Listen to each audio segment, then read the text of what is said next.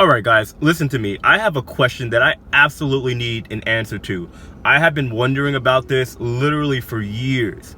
For anybody that has ever been a passenger for Uber, Lyft, Juno, any kind of rideshare platform, here's my question. Why out of everywhere that you can sit in the car when you get in, why do you sit right here? Right here. Why?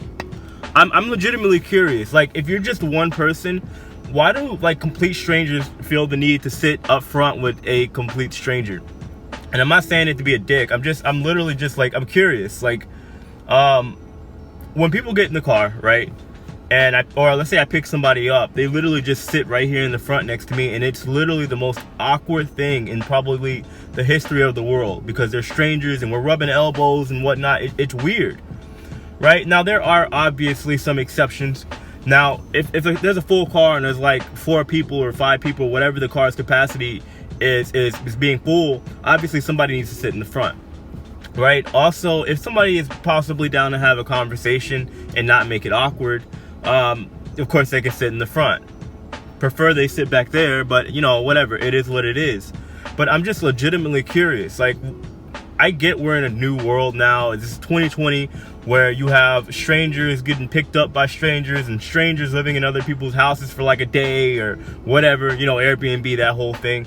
I'm all for it. I'm an Uber and Lyft driver. I get it, right? And I'm probably one of the most social people you'll ever meet. However, you know, like when I travel and I order my Uber or Lyft or whatever rideshare platform I'm using, I sit in the back like a normal person. Like, we all know basic taxi etiquette. Like, it wasn't like a million years ago that taxis were around. They're still around in a lot of places. You sit in the back. And I feel like we need to go back to like maybe that glass frame thing that they used to have, that taxi cabs have, where it just kind of instructs people just to go to the back. It makes sense. You know, it's just weird to me because people will get in my car and they won't say anything. They'll be like the most creepy, like, people ever. You know, some people are cool. Some people just actually try out to be really cool people. Some people are just like, you know, don't think about it. But you know, it's like, for all you know, I could be like Hannibal Lecter, or you know what I mean, Jeffrey Dahmer, or some, you know what I mean, some guy that's trying to collect your skin or put you in like a hole or something like that, you know, or you know what I mean. I could be Buffalo Bob. Who knows? You know, my point is, I just want to know why people sit there if they're not going to conversate, and if the car isn't full. Why don't you just sit in the back like a normal person? Right here, by the way. Don't sit behind me, because that's creepy too. I know there's this misconception, this stigma that all Uber drivers are like creepy old people and have no life or whatever, right? But the last thing I want is to get my throat slashed by somebody behind me. Not saying that'll happen, but I get paranoid too, just like the passenger might get paranoid.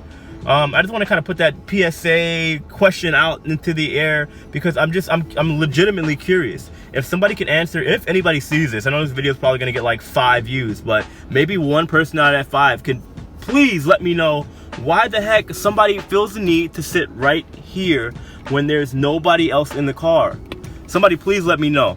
Anyway, with that said, guys, this is Jay. Welcome to, I think this is what, my 3rd episode on this YouTube channel, Breaking Rideshare. Pretty much I just break down rideshare. I post a video every day or every other day, whatever I feel like doing.